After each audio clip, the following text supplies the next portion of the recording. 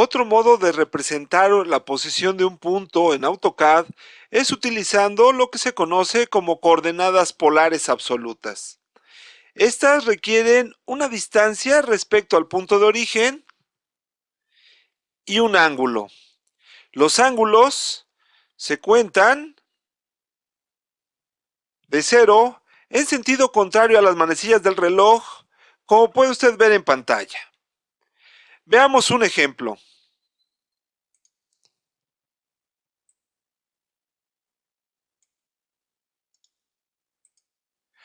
Observe la línea dibujada en este plano cartesiano. El primer punto tiene unas coordenadas polares con una distancia de 2 en un ángulo de 315 grados. El segundo punto tiene una distancia de 4 en un ángulo de 90 grados. La distancia de ambos puntos, decíamos, siempre es respecto al origen. Para comprobar que ambas coordenadas cumplen con esas características, veamos primero la distancia de cada punto. Para ello, voy a dibujar un círculo cuyo centro sea el punto de origen. Y en el primer caso, tenga un radio de 2. Observe que el perímetro de ese círculo toca el primer punto especificado, es decir, efectivamente tiene una distancia respecto al punto de origen de 2. Veamos el segundo punto.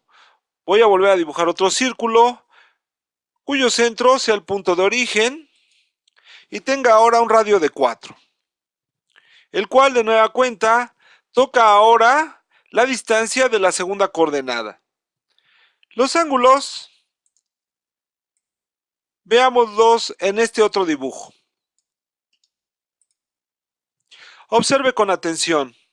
Decíamos que la distancia respecto al punto de origen de esta coordenada es de 2, lo cual corroboramos dibujando un círculo en donde puede verse que el radio respecto a este punto es de 2. Pero ahora, como hemos acotado el ángulo, observe que de aquí a este punto se conforma un ángulo de 315 grados.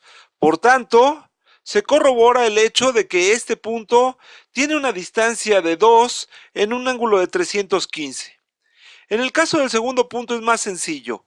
La distancia respecto al punto de origen es de 4, lo cual habíamos ya corroborado con el segundo círculo, pero también puede verse con la distancia sobre el eje Y. Como se trata de un ángulo de 90 grados, es más sencillo de ver. De este punto que tiene como ángulo igual a 0, a este punto tenemos, decíamos, un ángulo de 90 grados, con lo cual queda corroborada la coordenada del segundo punto de esta línea.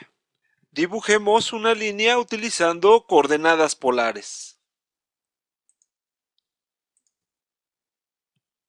Para ello inicio el comando línea y observe que para indicar coordenadas polares utilizamos el siguiente formato.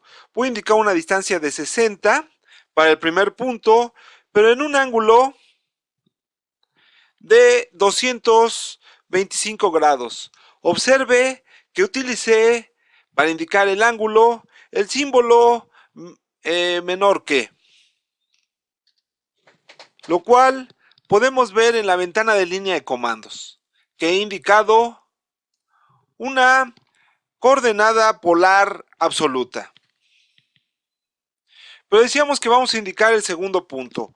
Este va a tener una línea, una distancia de 80 unidades respecto al punto de origen, pero ahora en un ángulo de 45 grados. Con lo cual, la línea queda dibujada y otra vez voy a aplicar el comando zoom para ubicarla en pantalla.